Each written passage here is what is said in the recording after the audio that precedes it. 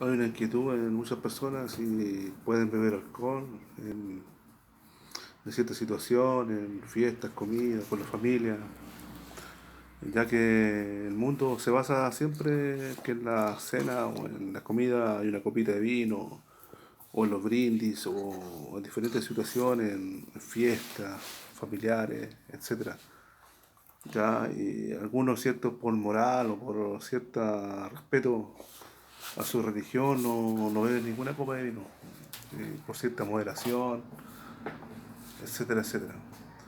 Ya, muchos tienen esta pregunta y algunos tienen miedo, temor de beber una copa de alcohol y se preguntan, ¿estará bien o será de Dios que beba una copa de alcohol?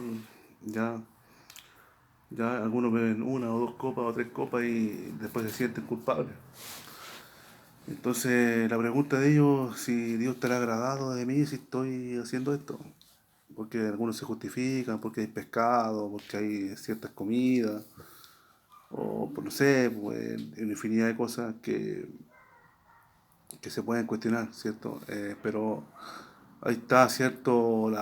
El peso de conciencia. Si realmente un cristiano puede beber alcohol o de repente ven, ¿cierto? En la Biblia, buscan, escudriñan, ¿cierto? Y ven que Jesucristo, ¿cierto? Convirtió el agua en vino.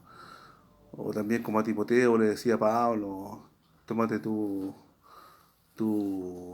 alcohol para que, tu vino para que mejores tu situación estomacal, y en fin, ciertas situaciones que podemos revisar y ver, ya para poder buscar una respuesta.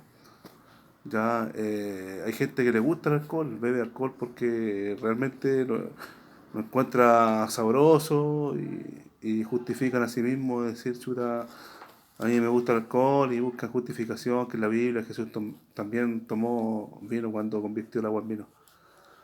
Pero sienten que su conciencia los acusa y dicen, pucha, me embarré, y se sienten mal y se escudan, ¿cierto? Y buscan mensajes bíblicos para eh, poder justificarse.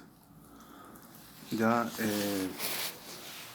pero está esa incógnita, esa pregunta, y investigan de qué manera, ¿cierto? En la Biblia sale si se puede beber alcohol. Se encuentran con mensajes como en Noé, por ejemplo, cuando plantó una viña, y muchas situaciones cuando habla del vino. Hay muchos pasajes bíblicos, si tú buscas, ¿cierto? Escudriñas, hay muchos pasajes que hablan del vino. Ya, yo creo que es según lo que Dios te dé, porque hay culturas que realmente, culturas cristianas, que en la mesa se sirven alcohol en ciertos países, ¿ya?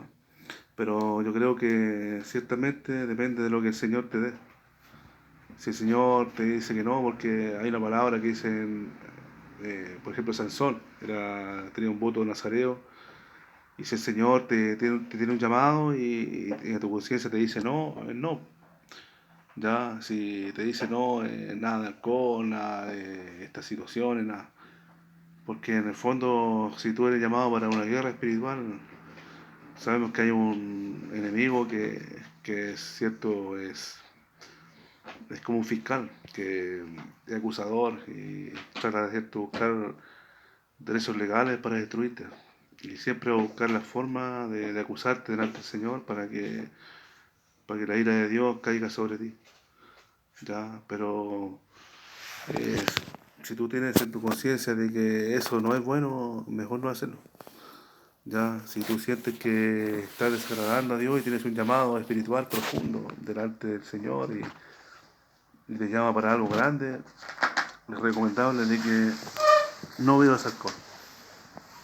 Ya, pero si te sientes que no hay ningún problema, beber una copa, como dicen los médicos, hace bien a la hora del almuerzo y todo el tema. Por salud, tú sientes que no pasa nada por sistema digestivo, que te hace bien y tienes dominio propio y puedes dominar eso. Y tú sientes que sí, media copita, está bien. Si tienes dominio propio, que son muy pocos los que tienen ese dominio propio, obviamente, cuando ven dice la palabra de Dios, cuando ven el color del vino, se apasionan y caen en sus redes. Entonces es un tema demasiado delicado para todos.